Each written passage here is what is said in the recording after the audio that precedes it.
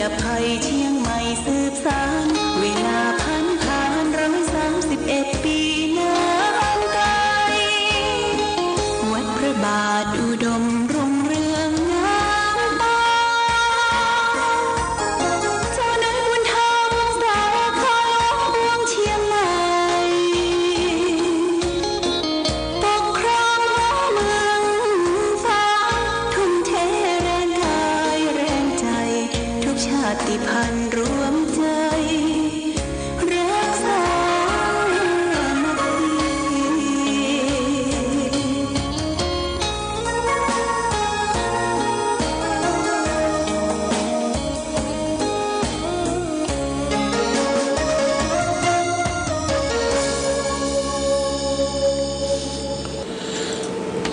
เจริญสุข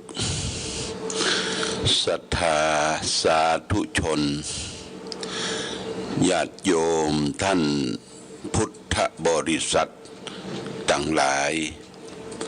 วันนี้รายการธรรมประทีปส่องต่างก็ได้มาพบปะกับพ่อแม่พี่น้องศรัทธาสาธุชนญาติโยมแห่งครั้งหนึ่งวันนี้เป็นวันศุกร์ที่25เดือนกุมภาพันธ์พุทธศักราช2565ซึ่งตรงกับเดือน5เหนือเดือน3ใต้แรม9ค่ำวันนี้เป็นวันศุกร์เป็นวันสุดท้ายของสัปดาห์นี้เป็นสัปดาห์สุดท้ายของเดือนกุมภาพันธ์ก็เหลือบ่กี่วันก็จะหมดเดือนกุมภาพันธ์วันนี้วันที่25ก็สิ้นเดือนวันที่28นะญาติโยมนะเดือนกุมภาพันธ์นี่เสีย2 วันญาติโยมเสียติดกับจันทร์ตามปกติพื้นเมืองของวัดธาตุคำร้านนาเชียงใหม่วันเสียนั้นก็เพิ่งเว้นจากงานทำบุญที่เป็นมังกระเป็นมงคลต่างๆส่วนงานเสียศพเสียซากงานทำบุญอุทิศบ่เป็นหยังเนาะถ้าเป็นงานมงคลกินแขกแต่งงานขึ้นบ้านใหม่เฉลิมฉลองปกหอยองเฮือนนี่เรียกว่าเพิ่งเว้นจากวันเสียวันนี้ญาติโยมนะก็หลวงพ่อก็ได้รับนิมนต์จะไปเทศน์ทำปุ้นที่เมืองปายในงานศพของท่านพระครูที่อยู่วัดม่วงซอยหรือบ้านเฮาเรียกว่าตุปี้แกงวันผู้ก็จะมีงานพระราชทานเพลิงศพตุปี้แกงนี่ก็บ้านดั้งเดิมก็อยู่ที่วัดต้นรุงก็ท่านเลขาเจ้าคณะอำเภอท่านพระครูดร.สุขำก็เดินทางไปก่อนแล้วไปจัดงานก็เมื่อคืนเบิดก็ยังจะได้แสดงธรรมแล้วก็ยังจะได้ปั่นน้ำมนต์จากเมืองปายมาให้ญาติโยมออกออนไลน์อยู่ออนไลน์ทางโทรศัพท์ปั่นน้ำมนต์ทางโทรศัพท์คือแก่ญาติโยมท่านสาธุชนทั้งหลายวันนี้ต้องขอบคุณกับญาติโยมท่านสาธุชนทุกท่านแต่วันนี้เขาก็มีงานทำบุญใหญ่เรียกว่าทำบุญประเพณีส่งน้ำถวายดอกไม้ธูปเทียนพรุ่มดอกไม้แด่พระเจ้าองค์ใหญ่ที่วัดพระธาตุศรีมหาโพธิโพธารามปีครั้ง24 กุมภาพันธ์นี้เขาก็จะได้ทำประเพณีสักการะบูชา เป็นจะได้ต้องเอาวันที่24กุมภาเพราะว่าเราได้ลงฤกษ์ลงฐานการสร้างพระเจ้าองค์ใหญ่ไว้บนดอยวัดพระธาตุม่อนปิ่นเดิมตำบลโป่งน้ำร้อนตั้งแต่ปี 2555 มาเสร็จสิ้นเอาปี 2557 ญาติโยมก็เป็นพระองค์ใหญ่ปางประทานพรยกพระหัตถ์ขวาประทานพรให้แก่พ่อแม่พี่น้องญาติโยมเรียกว่าเป็นพระพุทธฤทธานุภาพประทานพรฝังแต่ว่ามีครูบาอาจารย์พระเจ้าประสงค์จำนวน21รูปได้ไปเจริญพระพุทธมนต์ส่วนมากก็จะเป็นหัววัดในเขตตำบลโป่งน้ำร้อนตำบลม่อนปิ่นและก็ตำบลเวียงประธานฝ่ายคฤหัสถ์ก็มีท่านนายกองค์การบริหารส่วนตำบลโป่งน้ำร้อนแล้วก็พร้อมด้วยพ่อหลวงบ้านผู้ใหญ่บ้านทุกหมู่บ้านในเขตตำบลโป่งน้ำร้อนที่ได้ไปร่วมด้วยช่วยกันพร้อมด้วยญาติโยมอุบาสกอุบาสิกาพ่อแม่ศรัทธาชมรมผู้ปฏิบัติธรรมประจำวันเสาร์และก็ได้รับความร่วมไม้ร่วมมือถวายภัตตาหารเพลจากกลุ่มแม่บ้านตำบลโป่งน้ำร้อนแล้วก็ภัตตาหารลงทานจากวัดพระบาทอุดมน้ำบ่อสวาวัดเทพอำนวยแล้วก็คุณกนกพิษชัยนาร้านนานาพันธ์ร้านสองพี่น้องสันทรายแล้วก็ได้รับถวายสังฆทานจากหมู่บ้านที่1ที่2ถึงที่7หมู่บ้านในเขตตำบลโป่งน้ำร้อนรับร่วมเป็นเจ้าภาพชุดละ 1,000 บาท7หมู่บ้านละ3สังก็3 7 21ก็ได้ร่วมโดยช่วยกันทำบุญประเพณีส่งน้ำองค์พระใหญ่และก็ถวายพุ่มดอกไม้ธูปเทียนเป็นที่เสร็จเรียบร้อยต้องขออนุโมทนากับทุกภาคส่วนและญาติโยมสาธุชนที่ไปร่วมบุญร่วมกุศลด้วยกันก็ขอพลานุภาพ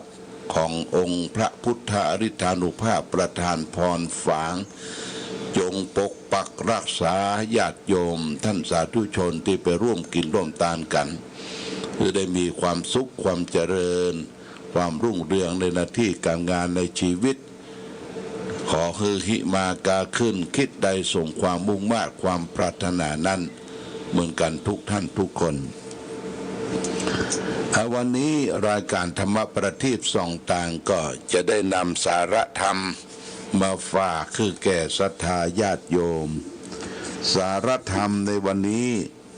ก็จะเอาเรื่องทางสุขใจวันนี้เอาเรื่องคนหลายใจนะญาติโยมนะคนหลายใจเขาก็ลองฟังดูว่าคนหลายใจนี่มันเป็นจะได้เปิ้นเปรียบเทียบกับธรรมะใจในชีวิตของเขาเป็นจะได้เขาก็ลองฟังเปิ้นก็บอกว่าสิ่งของเครื่องใจภายในบ้านของเขาเนี่ยตลอดถึงเครื่องกินเครื่องดื่มทั้งหมดนั้นจัดประเภทได้2ก็คือประเภท1เป็นสิ่งจำเป็นแก่ชีวิตที่ขาดบ่ได้อีกประเภทหนึ่งเป็นสิ่งที่บ่จำเป็นแต่คนเฮาก็ชอบว่าเป็นสิ่งจำเป็น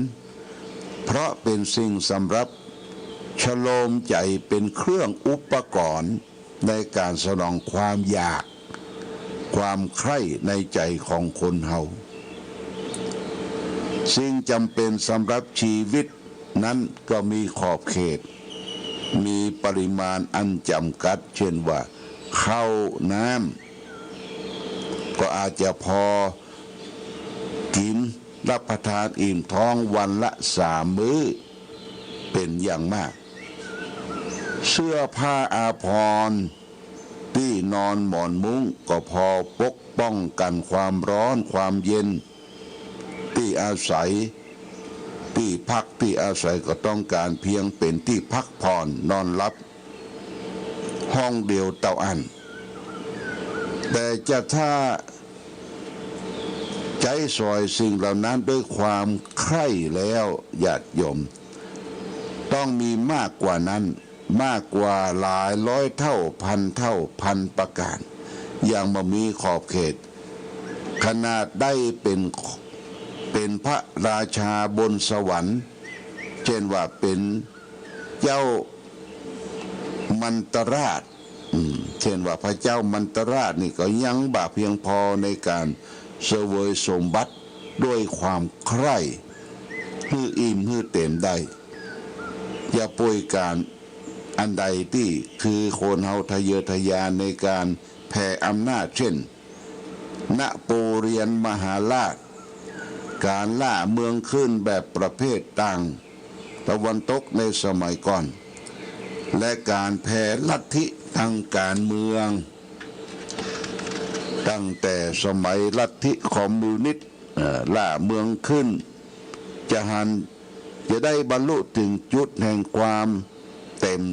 ได้อย่างใดกันการทำของเขามาอาจจะจำเป็นแก่ชีวิตเลยแต่จำเป็นสำหรับการป้อนเหยื่อให้แก่ความใคร่ของเขาจึงแน่ในใจได้ว่าการดิ้นรนขนขวายของโลกและของคนในโลกนี้จะต้องอยู่ต่อไปตราบใดที่กิเลสในใจยังบ่ได้รับการกำราบปราบปรามให้ลดน้อยลงไปความอยากใหญ่ก็บ่ลดลงในเพียงอันนั่นเองคือความบรรลุยุดสุดยอดแห่งความสุขของมนุษย์เขาก็จะต้องประสบความลำบากเพราะการความตามใจของกิเลสของตนอยู่เรื่อยๆไปจะมีไฟร้อนประเภทไหนที่จะแผดเผาโคนหื้อมันเร่าร้อนยิ่งกว่าไฟประเภทนี้บ่มีแห่งแล้วคนประเภทนี้เองที่เขามีอย่างแล้วก็อยากได้ใหม่เสมอ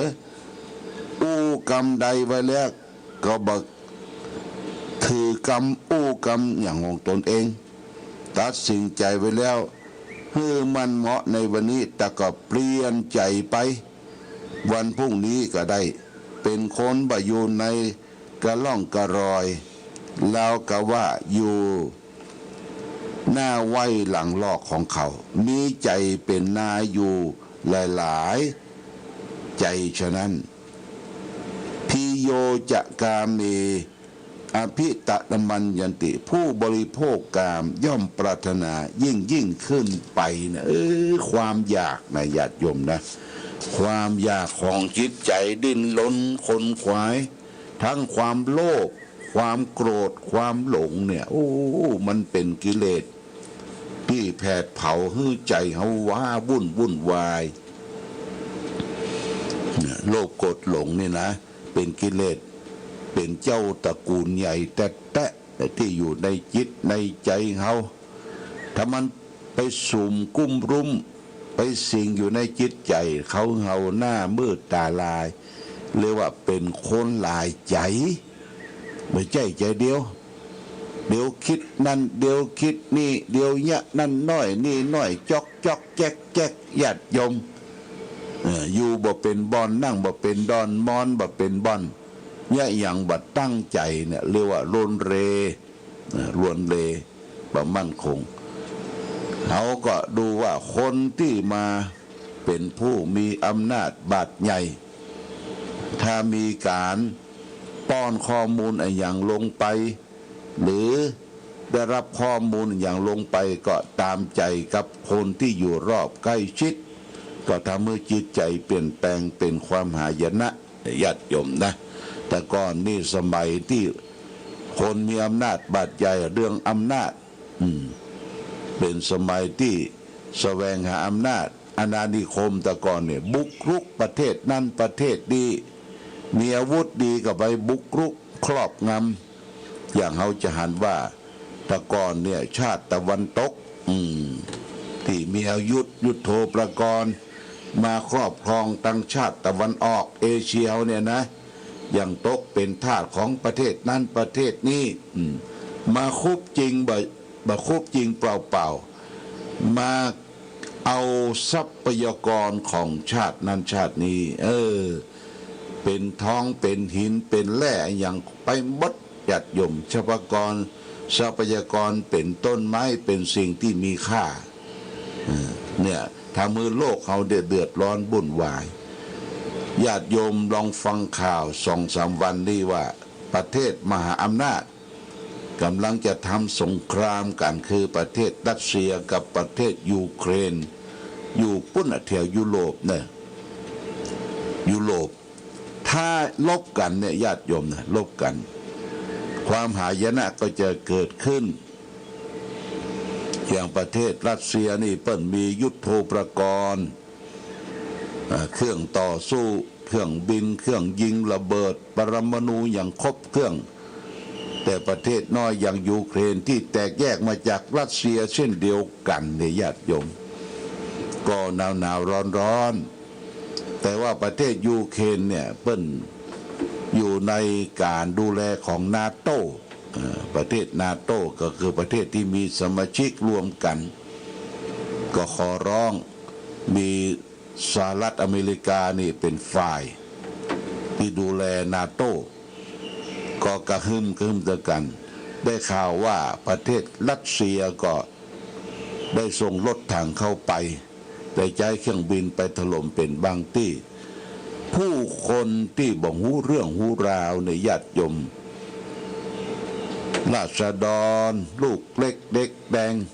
ต้องป้ายต้องหนีเอาเข้าไปประเทศอื่นๆไปขอลบภัยลี้ภัย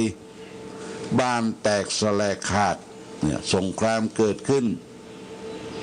เข้าของก่อแปลงกระทบกระเทือนไปทั่วโลกน้ำมันก่อแปลงญาติโยมนะน้ำมันก่อแปลงเข้าของก่อแปลงประชาชนบ่มีที่อยู่ที่พักพาอาศัยเพราะฉะนั้นองค์สมเด็จพระสัมมาสัมพุทธเจ้าก่อนการมานั้นพระองค์ก็เสด็จไปห้ามเช่นเดียวกันห้ามทัพที่ประยุรญาติของพระองค์เนี่ยแย่งน้ำกันแต่ก่อนเนี่ยแย่งน้ำกันทำการเกษตรจนจะลบราค่าฟันกันพระองค์ก็เสด็จไปห้ามทรงตรัสว่าสิ่งของเครื่องใจพืชพันธุ์ธัญญาหารสิ่งที่เป็นธรรมชาติมันเกิดขึ้นลูนเฮาหลังเฮาจะเอามาเป็นพ่อเป็นแม่จะเอามาเป็นสิ่งสำคัญบ่ได้สิ่งสำคัญคือชีวิต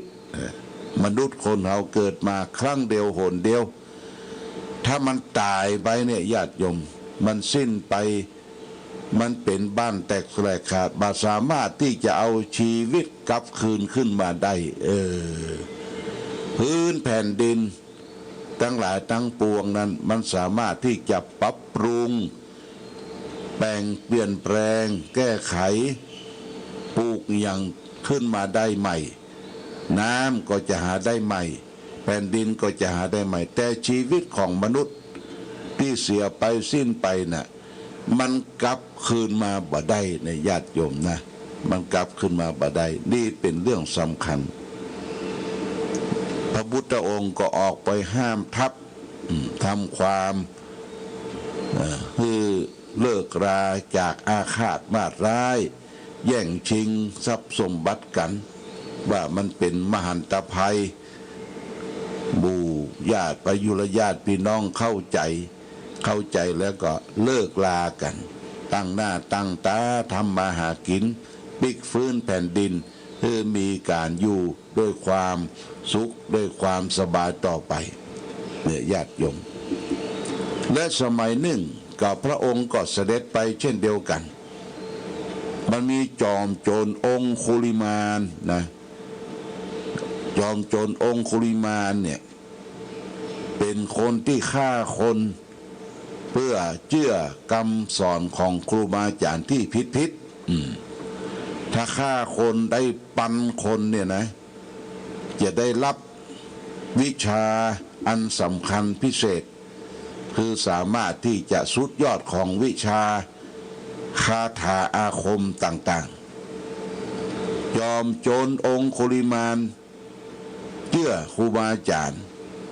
คนนั้นก็ไปฆ่าคนตีคนจนสติฟั่นเฟือนญาติโยมสติฟั่นเฟือนนี่บะย่างแยกจะได้ก็นับบ่แปะก็เอากกเอานิ้วมือเนี่ยนะนิ้วมือเนี่ย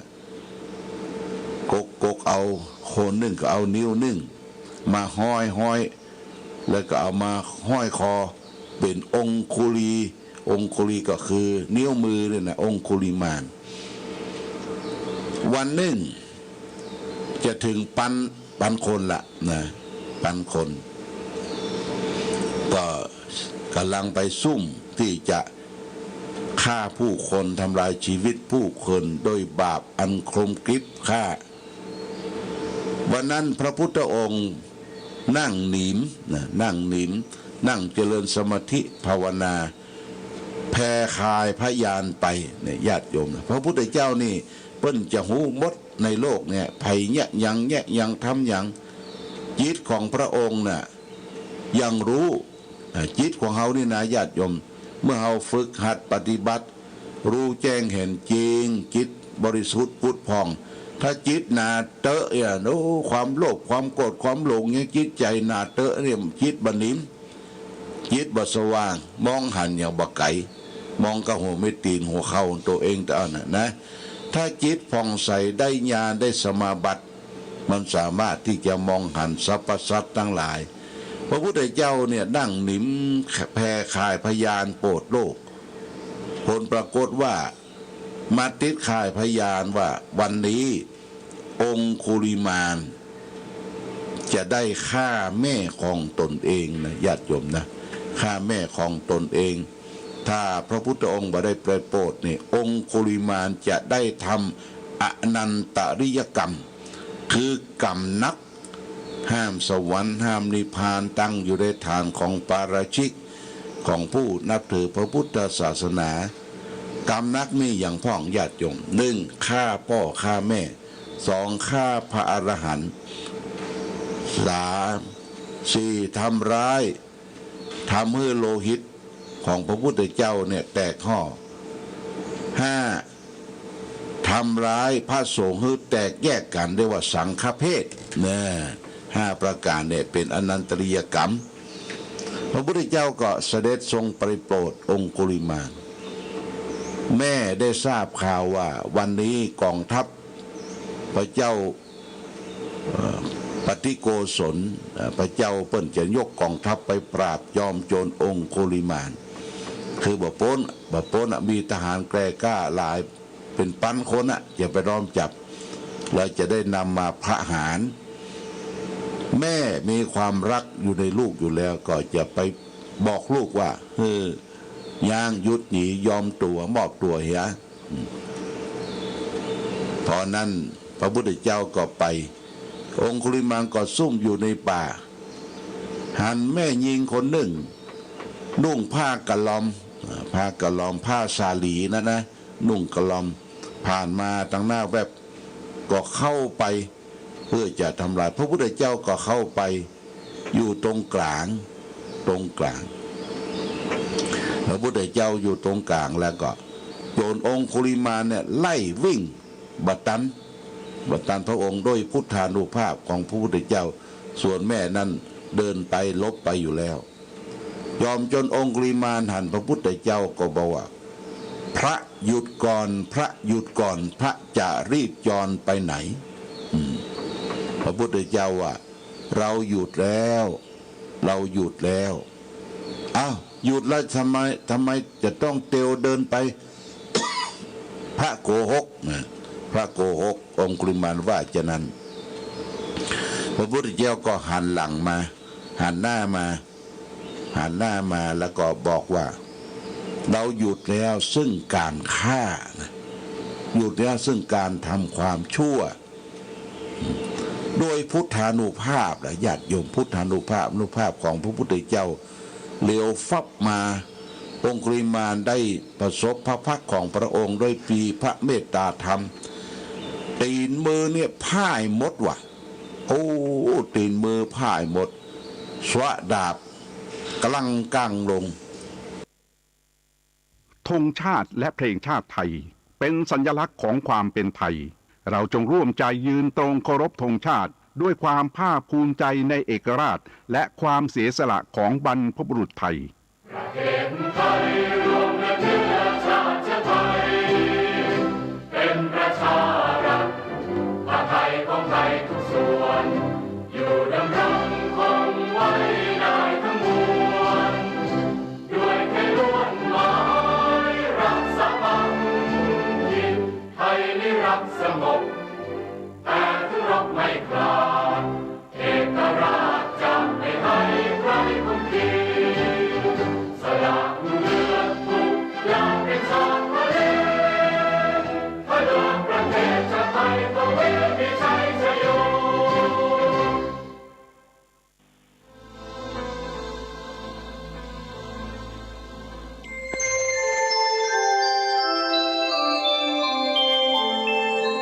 ขณะนี้ท่านกำลังฟังสถานีวิทยุกระจายเสียง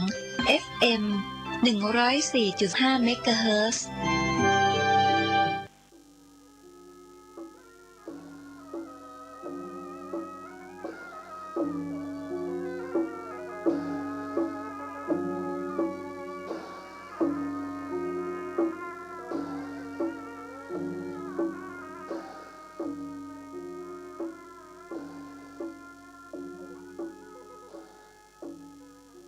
ก่อความเจริญในธรรมและความผาสุกทางใจ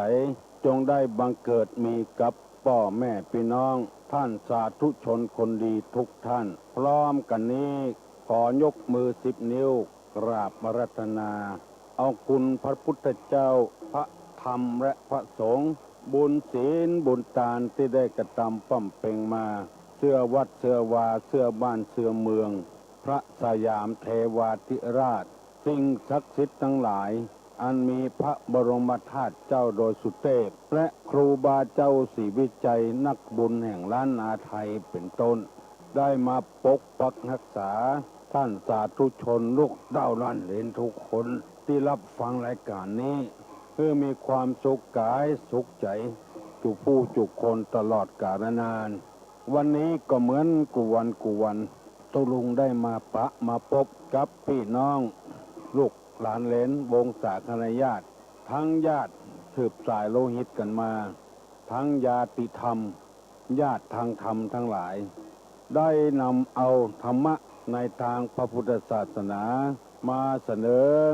เพื่อพี่น้องทั้งหลายได้ฟังกุเจ้าตั้งแต่6 โมงถึง7 โมงเจ้าพี่น้องจะหันว่าไอไปโตยใจสู้เพราะว่าเป็นวัดยังมาหายแต่เตอจะได้ก็ได้ก็พยายาม มาโอ้ตั้นทั้งหลายฟังจนได้มันเป็นเสียงแปลกๆดีถ้ามาอ่านจะบตื่นกันง่ายๆก่อนที่จะได้นำมารายการนี้มาเสนอเพื่อต้านสาธุชนคนดีทั้งหลายฟังเฮาพร้อมใจกันไว้พระเจ้าพระธรรมพระสงฆ์เพื่อให้เป็นสิริมงคลก่อนนอพร้อมใจกันเนออาลังหังสัมมาสัมพุทโธภควาพุทธังภควันตังอภิวาเทมิกราบสวากาโตภควตาธัมโมธัมมังนัมสสามิกราบสุปฏิปันโนภควโตสาวกสังโฆสังฆังนะมามิกราบทันตมยังพุทธัสสะภควโตบุพาภะคณะมะกะลังกะโลมะเสนะโมตัสสะภะคะวะโตอะระหะโตสัมมาสัมพุทธัสสะนะโมตัสสะภะคะวะโตอะระหะโตสัมมาสัมพุทธัสสะ นะโมตัสสะภะคะวะโตอะระหะโตสัมมาสัมพุทธัสสะพุทธังสรณังกัจฉามิธัมมังสรณังกัจฉามิสังฆังสรณังกัจฉามิตุติยัมปิพุทธังสรณังกัจฉามิตุติยัมปิธัมมังสรณังกัจฉามิตุติยัมปิสังฆังสรณังกัจฉามิตติยัมปิพุทธังสรณังกัจฉามิตติยัมปิธัมมังสรณังกัจฉามิตติยัมปิสังฆังสรณังกัจฉามิอิติปิโสภะคะวะอะระหังสัมมาสัมพุทโธวิชชาจารณะสัมปันโนสุขโตโลกวิทูอนุตตโลปุริสะธรรมสารถีสัทธาเทวะมนุษย์สานังพุทโธภควาติสวากาโตภควตาธัมโมสันติติโกอากาลิโกเอหิปัสสิโกโอปนะยิโกปัจจัตตังเวทิตโพมินยูหิติสุปฏิปันโนภะคะวะโตสาวกสังโฆอุจุปฏิปันโนภะคะวะโตสาวกสังโฆญาญะปฏิปันโนภะคะวะโตสาวกสังโฆสามิจิปฏิปันโนภะคะวะโตสาวกสังโฆญะติทังจัตตาปุริสะโยคานิอัฏฐปุริสะปุคลาเอสะภะคะวะโต